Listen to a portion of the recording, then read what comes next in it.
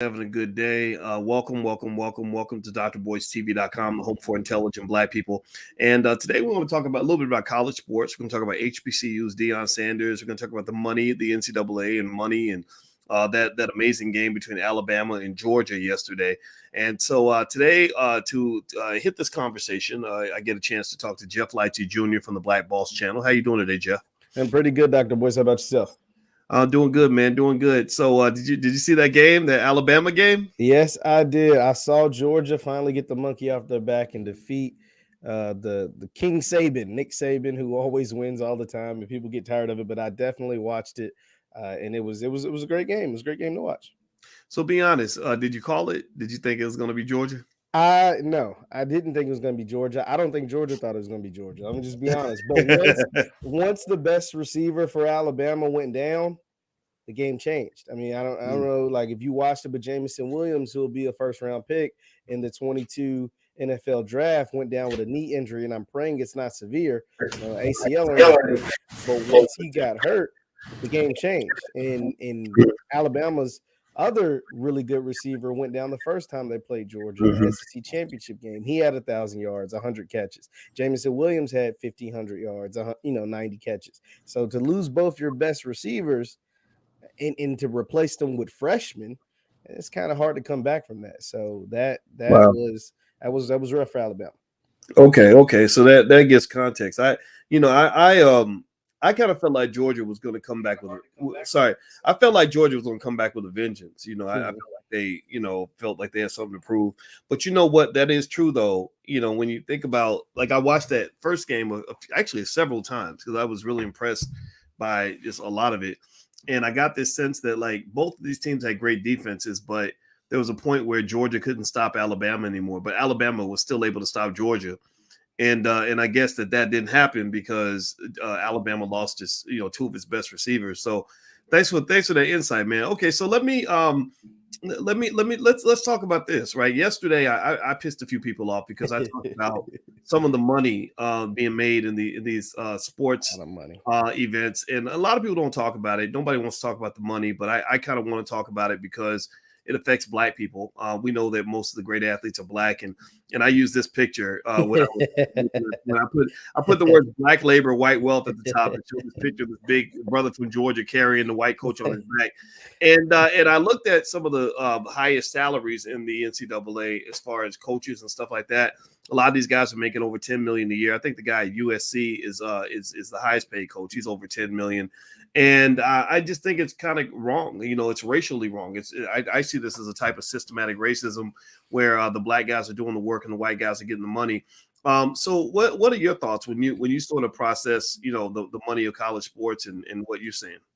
Well, what was worse than that before this past July 1st, it was essentially legal slavery. Because you got to think, Dr. Boyce, you worked on these campuses and you met a lot of these athletes and you saw this stuff. These dudes, not only do you not get paid from the university that makes hundreds of billions of dollars, not hundreds of millions, hundreds of billions, because this goes back for a very long time. They make billions every year. But not only did you do that and not get paid, you got a scholarship. Say if a scholarship max at a highest level institution is $100,000 a year, you paid 100. That's a huge number, but we use it for 4 years, 5 years. That's $500,000. That one individual made you millions. So if we're doing finance money, that's a hell of a return on investment. 400,000 to get 400 million, just in that perspective. But these guys couldn't, until this past July, they couldn't even sign autographs and get money for it. They couldn't even get endorsement deals. They couldn't work jobs. Like, through your scholarship, you couldn't work jobs. You couldn't do anything. So you literally were solely dependent on Massa or on the university. My bad. I'm sorry, but like, do you get what I'm saying? Like, so it was literally modern day slavery up until this past July, and finally the damn Supreme Court. Even though last I checked, Supreme Court been around a long time. It took until 2021 the Supreme Court to be like, yo, this shit ain't right. Like, yo, this is literally slavery taking place. These kids can't work. These kids can't earn a living. And they don't get paid from the university, yet they make these universities billions every single year. At least we can allow them to go get an endorsement deal. At least we get, if Dr. Boyce wants to buy them a cheeseburger, at least they can get a cheeseburger. Like we suspending them and taking away their eligibility and their chance of a livelihood at the professional level just because they going to bed hungry. You know what I'm saying? Like it was the famous story of Shabazz Napier, who played for UConn, who said, "Yo, I won a national champion, and everybody think I'm riding high, but I go back to my dorm room and I got to heat up a pack of noodles because I can't afford to go get something to eat." It's like, wow. And so they changed a rule, something similar back then, and then they finally allowed the kids to make money. Look, I completely understand it, because the reason why it affects Black folks, and not just those athletes, but the Black community, is because who is all this money going to? Like, where is this money going to? It's going to a white university owned by white people, or that's funded by the white government. So where, like, you talk about balancing things, and people say, oh, all things are created equal. Well, that don't sound equal to me. I know in the past you have talked about big government buildings. Well, that's essentially what college campuses are. They're big government buildings, and the big government is ran by the white folks, and it pays all the white folks. Ain't too many people at the University of Alabama or at the University of Georgia, whether it's in faculty or board members, board of trustees, whoever, that look like me and you. So yes, they get funded. Their checks are getting cut because of what those young men did on the field last night. And you don't believe me? Go look at the revenue that is brought in by college football. And not just college football. Hell, we can just talk about by that game alone. It was probably 5-10 million people watching that game last night. It's a lot of checks being cashed by ESPN, by whoever. I talked about this when I was talking about HBCU football, and what is the difference? What is the difference between a Georgia and a Alabama versus a Mississippi Valley State, a Southern, a Jackson State, or whatever? Like, what is the difference? They're all schools. They're all supposed to be government funded or whatever. It's because those schools get a lot of checks written by a lot of people, whereas the HBCUs don't.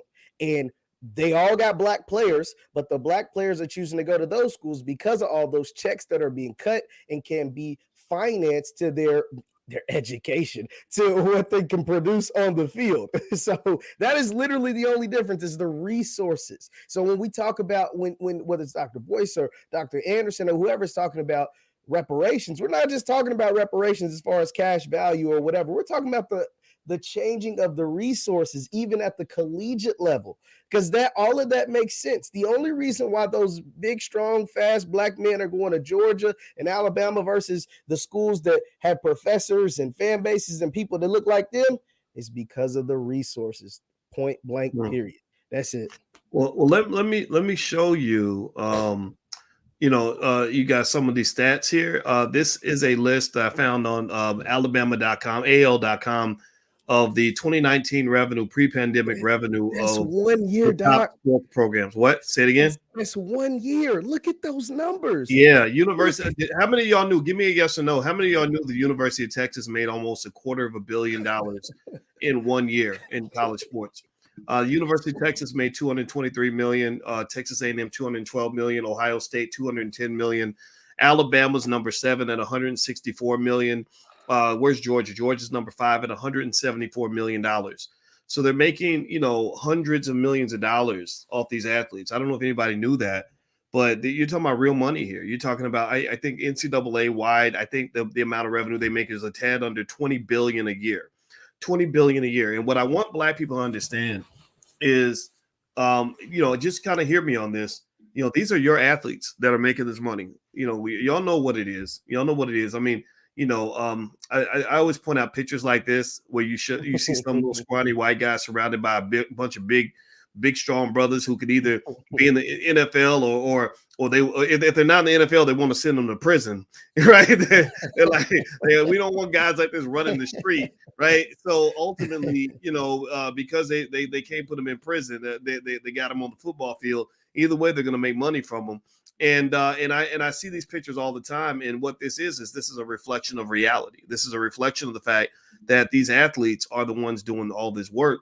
And the guy in the middle is the one who's getting all the money. So this is kind of like pimping. It's racialized pimping, because I've never seen anybody who ever watched a football game just so they could see the coach. They always want to see the athletes. They don't want to see the coach. So let's talk about Deion. One thing to add to that though, Doc. One thing to add to that also is that you see that was Nick Saban in that picture. You see him, he's 70 years old, right? So he can do what he does till you're 70. These boys can't play football till you're 70, right? So they end up left out with all the injuries, everything that came from playing the game, right? Whether it's CTE, messed up ankles, arthritis, broken bones, you can't walk right or whatever. You get all the injuries or whatever, and you get a fraction, like very, very small fraction of whatever it comes with it. Now, sometimes it can be life-changing money, but compared to what you just showed in the 1 year versus whatever, these teams, whether it's universities or NFL teams or whatever, offers those kids, these young men, it doesn't even compare. And you can only do it for so long. So that's also like, people really have to think about those things. And when we put those on a macro scale and really look at it, it's like, yeah, we love this sport, but who is what, like these figures aren't just made up. Like, somebody's getting paid with that 200, 100, like, who's getting this money, and why isn't it benefiting not just these young men, but these communities these young men come from? Because the only reason why they play the sport is to get out of poverty. Like, they play the sport, like, they love the sport, but they see it as a way out, because the communities that they're coming from is in shambles. And that's a lot of things people don't like to talk about. Everybody, I'm talking to Jeff Lightsey Jr. from the Black Boss Channel. We're talking about all the big money being made in college sports from Black athletes. You can follow Jeff at jlightsey7 on Instagram. So everybody go follow Jeff for sure. Hit the thumbs up button. Thumbs up, thumbs up, thumbs up. Also, this weekend, if you want to learn about things like crypto and stock options and real estate and stuff like that, we are having a generational wealth conference in the Black Business School. If you're interested, we start Saturday morning. It's virtual. You can watch from home. You can go to generationalwealthconference.com. We have, I want to say, about 10 different experts. I think Ash Cash is coming to talk about how to write a book. You got Julian Gordon coming to talk about real estate. We have a lot of great people there that are going to really help you in all the areas, tax strategies, insurance, all the stuff you want to know. The Generational Wealth Conference is going to be great. So feel free to go to generationalwealthconference.com, or you can also go to boycewatkins.com to get more information. All right. So let's switch then a little bit, Jeff. I want to ask you about Deion Sanders recently. And this links to big money. When Deion Sanders, signed some of these really great players that are going to Jackson State, and he's doing a great job down there. A lot of people seem to feel that he took their property. They seem to act like, like he stole something from them. And he did, because he did. And the reason why, this is why I say this though, Doc, because that's the way they look at them. See, you just showed those numbers and those figures of what that looks like for the Texas and the Texas A&M, these big white institutions, right? But when Coach Prime, Deion Sanders, comes in and takes one of those guys, well, you put one hole in a boat, it might just be, or in a ceiling, it might just be a little dribble, but eventually that hole gets bigger. Oh, there's another one, and bigger and bigger. And what these people, whether it's fan bases or the people that's seeing the actual money, they see that hole can actually expand. Because what happens is these young kids like Travis Hunter, who's the #1 player in the country, or Kevin Coleman, who was a top 50 player in the country, the reason why they're choosing to go play for Coach Prime and go to Jackson State is because they can play at a school for a coach that looks like them, that acts like them, that talks like them, for coaches that all do the same, and then a fan base that looks like them, talks like them, acts like them. See, when you go to these big white institutions, whether it's Ohio State, Texas A&M, or whoever, you might play in front of 100,000 fans. But what does 90,000 of those fans look like? They look like Tommy from Power. You know what I'm saying? Like, they look like, whoever. But when you go to Jackson State, yeah, it might be only 60,000, but it's 60,000 us. It's 60, so it's a different experience. And also you get that HBCU experience. You get to play in front of these, the J sets or whoever. And so it's a whole different culture shock. It's like walking into your own grandmama's living room all the time. Like, man, you go into somebody's house, I'm like, damn, this looks just like my house. I grew up just like this. Like, it's very familiar in here. And that's the scary thing. These institutions know that, because no matter how much money or no matter how great of things that they can offer, all the, fancy tools and trinkets that they can offer, they can't recreate the culture. They can't. They just simply can't. And so that is why they feel like he is actually stealing players from them. And if enough players see what's going on, not just there, but at Grambling, but at Southern, but at whoever, they might choose to actually go there, because it actually fits them more like a glove. And whereas we have to try to, maneuver and manipulate things and get our coaches to do stuff, try to act cool. Whereas Prime's already cool. And he's been cool for 30 years, 40 years, So, like, that's the thing. Like, and the fans feel the same way. The fans feel the same way. They feel entitled. Why in the hell would you go to Jackson State? They don't see the 100,000 like us. They can't do this, and this, and this. Yeah, just so I can come to your campus and you can call me a nigger, or I can come to your campus, you can do, like, these are real things that are taking place. Like at Texas A&M, they had students out here saying all these kind of crazy stuff. Justin Fields went to Georgia, who just won the championship, by the way. Justin Fields transferred out of Georgia because another student athlete on the baseball team was racist to him. You get what I'm saying? You don't have to deal with that when you go to Southern. Because guess what? If I call you a nigga, you call me a nigga, we look the same. It's all love. Like, it's all that, whether it's right or wrong, but it's the truth. It's not, a form of racism. So that is why they feel like he is stealing from them, because in their minds, he really is. Well, I'll tell you what, it's interesting because that kind of ownership, that possessiveness of the sport, it reminds me when LeBron left Cleveland and the owner acted like he was a runaway slave. like you're not allowed to make your own decisions for your own life. And I wonder how that's going to play out in terms of driving revenue for HBCUs. I like the fact that they are starting to fill up the stadiums, just like the white schools can. I wonder what the response is going to be in terms of what the white schools are going to offer. Because I've just seen, players get a lot of little trinkets and stuff like that, and, suitcases full of money and stuff, all kinds of stuff. So I'm wondering how that's going to play out. I mean, I'm really happy that Prime is getting the black athletes to come to the black universities. I think it's real fascinating. I don't think there's any other ethnic group that has this problem where you can't get your own people to want to be around their own people. It's weird that black people actually want to go and work with other black people and generate revenue for other black people. And it makes me think about Dr. Claude Anderson's book, Black Labor, White Wealth. That's why, that image that I had thrown up earlier, the University of Georgia player carrying the white coach on his back, to me, that was a great, a great microcosm. There's the image in case y'all didn't see it. It's a great microcosm of college sports. These big buck Negroes carrying these rich white guys on their back.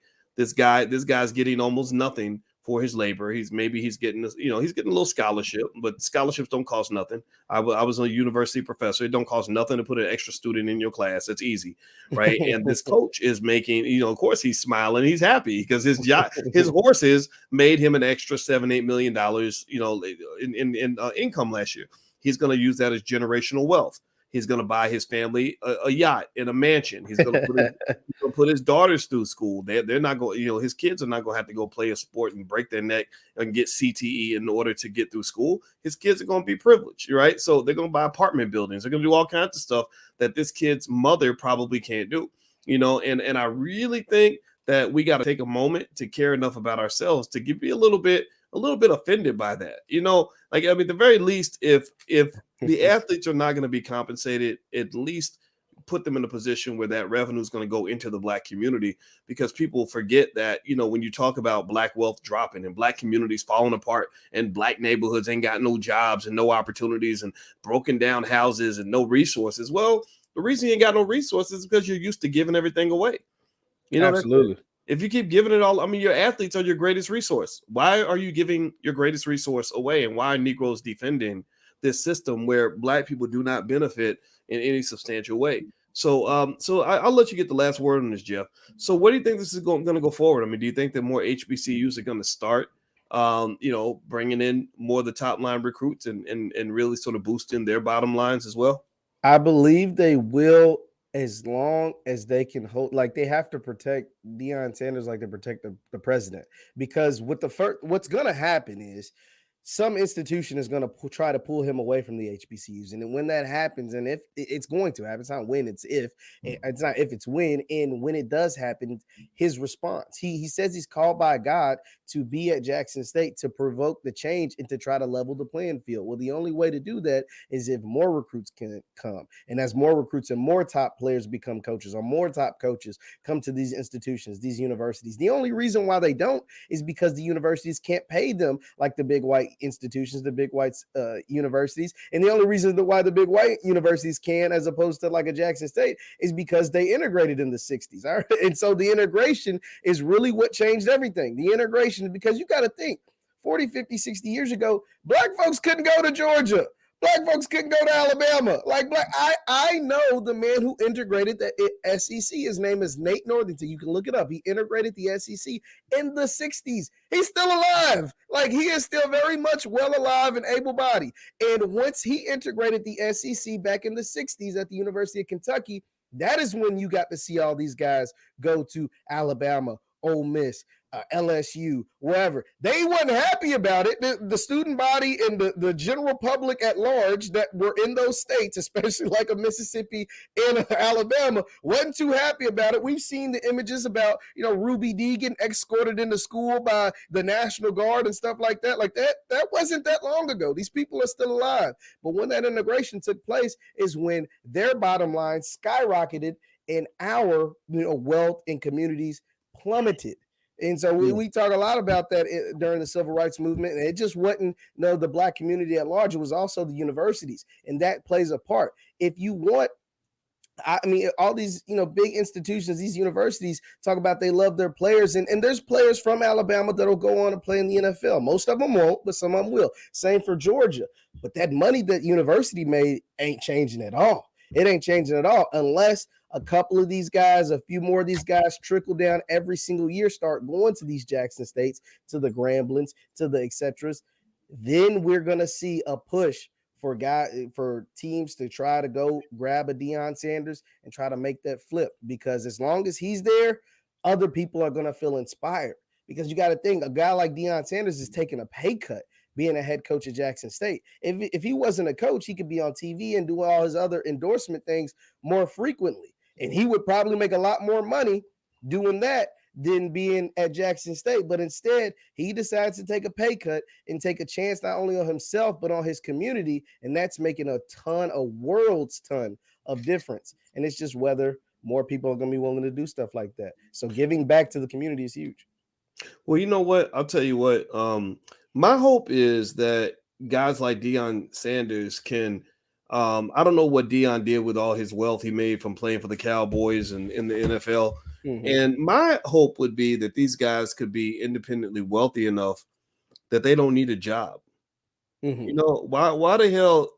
I mean, how rich you got to be before you don't need a job no more? That's my question. I mean, if I went out and did a job like that, or took a role at an HBCU or something like that, and I do this to this day. I mean, I took a position with not really a job, but I agreed to host a podcast with Push Black, and they were like, "Well, how much do you want to be paid?" I said, I don't really, you paying me is not going to make me take the job or not take the job, because I have wealth. So I'll do it for free because I want to do it, and if I got to go make some money, I'll go make some money, but I'm not looking for a job, and I'm not, and I never played for the Cowboys. I wasn't prime time, you know what I mean? And I think that it's one of those things where, if you look at, like, in the white community, you have guys that are, you have these white guys out here that get to the point where the money isn't the driving force in their decision making anymore. Like, you can't go bribe Elon Musk with a job. You can't bribe Jeff Bezos with a job.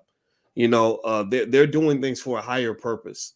And I think the question to me becomes,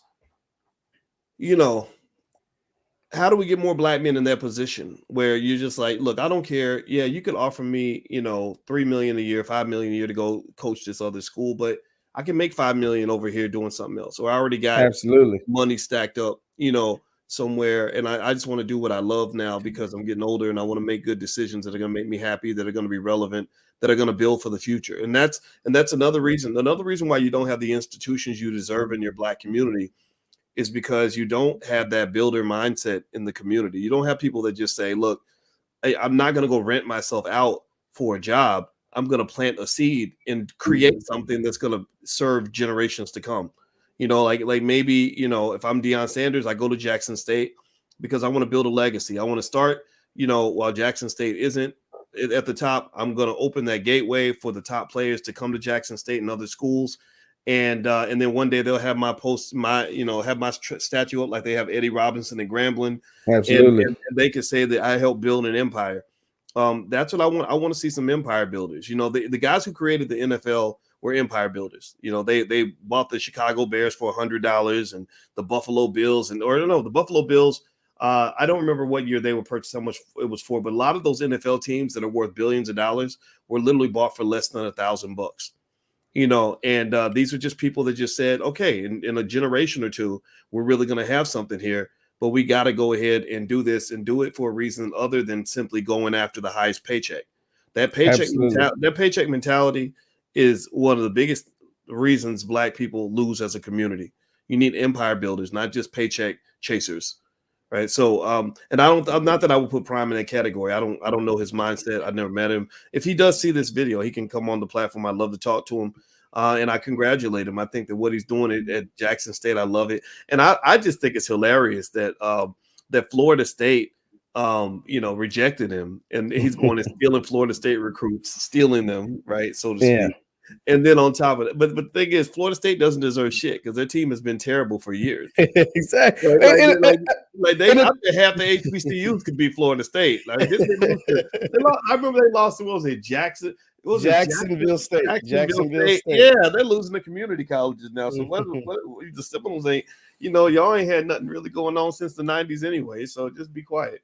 The other thing about what you're saying, Doc, too, is that the appreciation for Prime will never be what it like at Florida State. What he's done in 1 year for not only Jackson State, but for HBCUs, period. Not just HBCU sports, not just Jackson, not the SWAC, for HBCUs, period. In 1 year, what he's done. They will never appreciate him at Florida State like that. What the man has done in 1 year. Imagine, like you said, a nation building or builders, what he could do in 10 years. The impact, these are the things off the top of my head I can tell you what Deion Sanders has done for HBCUs in the 1 year he's been there. So for the city of Jackson, Mississippi, they're saying that he brought in $30 million for the entire city in 4 months. That was a record. I think it's more than that. I think that's some low numbers. I think it was more than 30 million, but 30 million is a record anyway. He set the attendance record for not HBCU attendance, FCS, all the FCS schools. He set the attendance record, broke it that was also held by Jackson State. Not to mention his contribution, him saying he's going to Jackson State, put Eddie George, a former NFL player who also doesn't need money, go to Tennessee State. He's going to build that program up. And also that led to Hugh Jackson being hired at Grambling, former NFL coach, doesn't need a bunch of money. He's going to build that program up. These are things he's done in 1 year. Also, Jackson State won the SWAC East, won the SWAC Championship, played in the Celebration Bowl that had the second most viewers ever, sold out the Celebration Bowl, which is the HBCU, basically like the national championship for the first time ever. So they sold it out so much that they had to put in, first of all, the Celebration Bowl was averaging about like 35,000 people, 38,000 on a good year.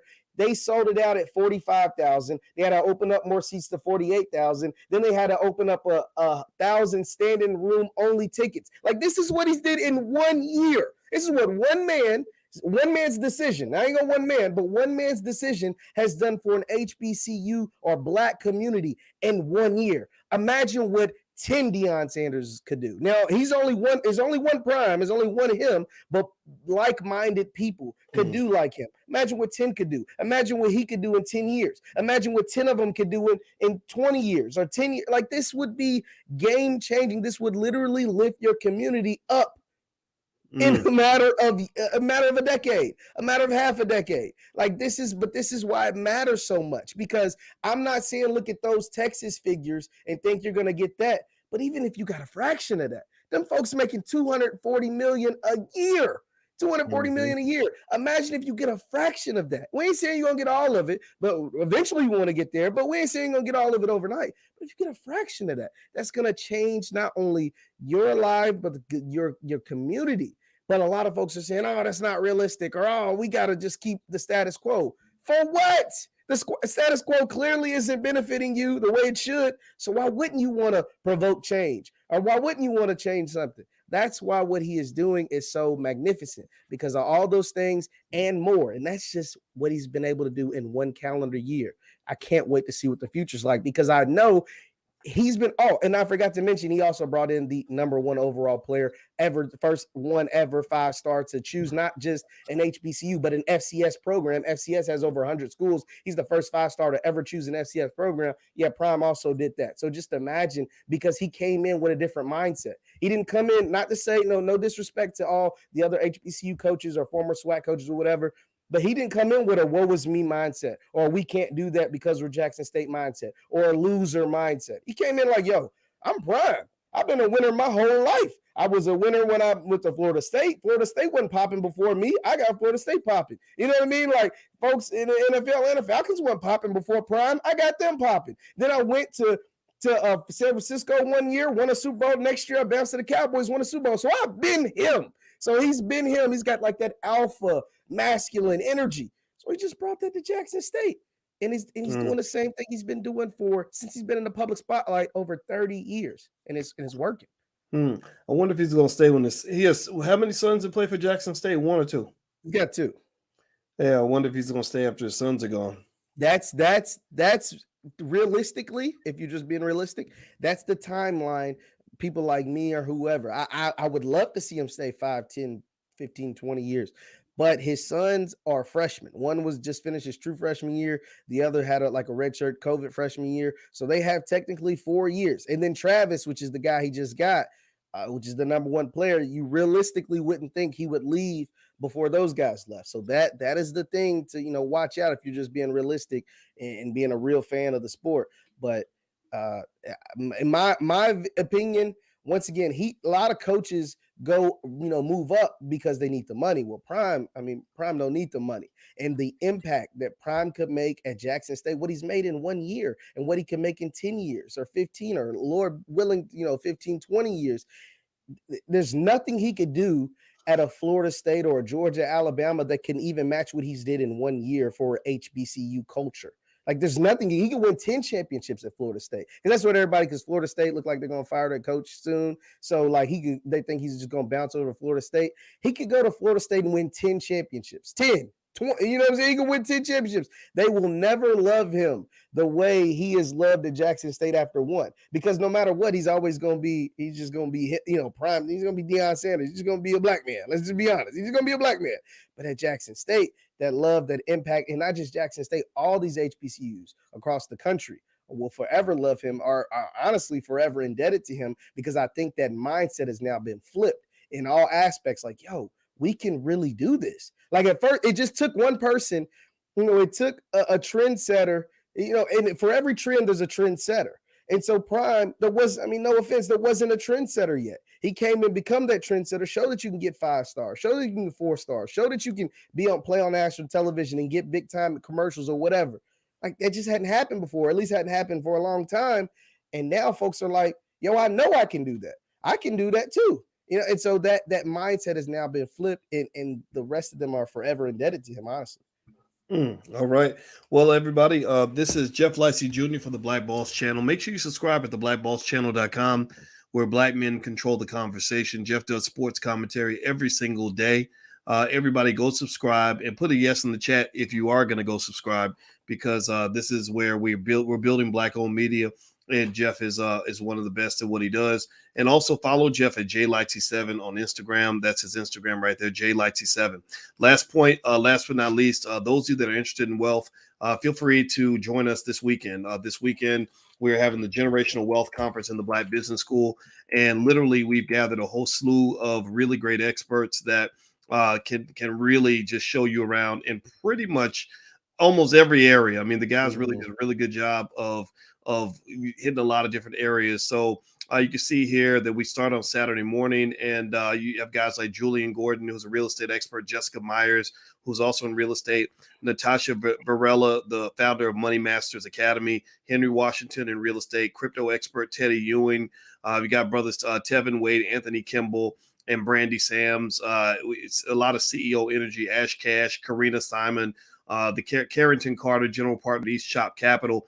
And a lot of the topics that are going to be covered pretty much hit everything from credit, wholesale, off-market deals, entrepreneurship, making money through short-term rentals, stock options, publishing your book. Intro to Forex Investing, the Black Family Master Plan, Becoming Your Own Bank from Jake Taylor Jacobs. So a lot of really great stuff. So if you're interested in joining us Saturday morning, go to generationalwealthconference.com.